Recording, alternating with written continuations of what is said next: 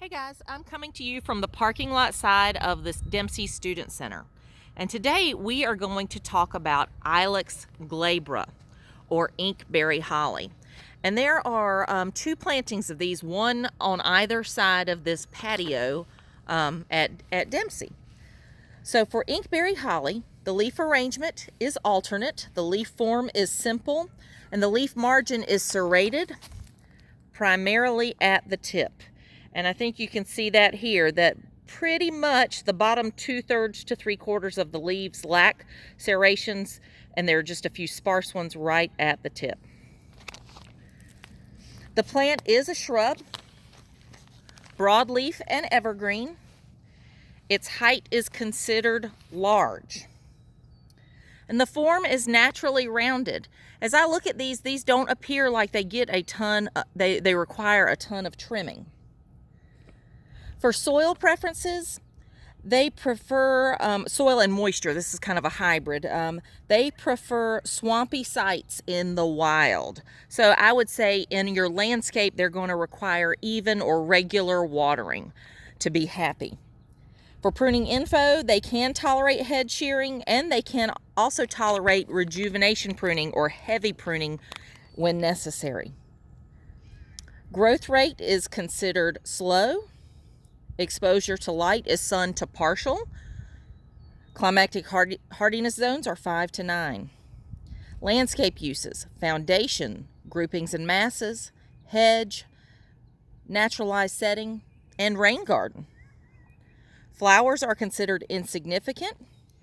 The fruit can be profuse, although it's not overtly showy, but right now, if we look in there, you can see the black drupes clustered along the stem.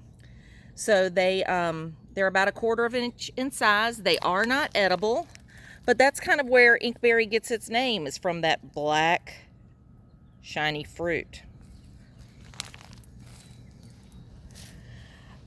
There is no autumn color observed. Leaf texture is considered medium. No notable bark characteristics. There are two notable cultivars to think about. One is called Ivory Queen. It has white fruit.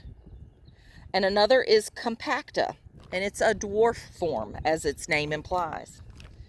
For pests and diseases, these plants struggle with a lot of root rot issues, which seems strange if they are native to swampy conditions, but they do suffer from some root rot. So they suffer from Phytophthora, Thelopsis, I can't ever say that one right, and black knot root rot. So that's the same thing that we've talked about with the Japanese hollies.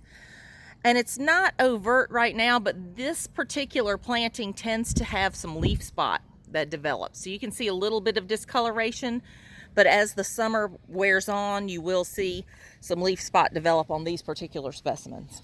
This is a native to North Carolina and the U.S., not invasive. It is moderately salt tolerant.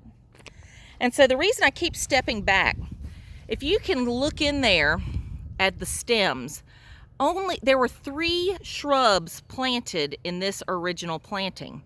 And this is a good descriptor for this plant.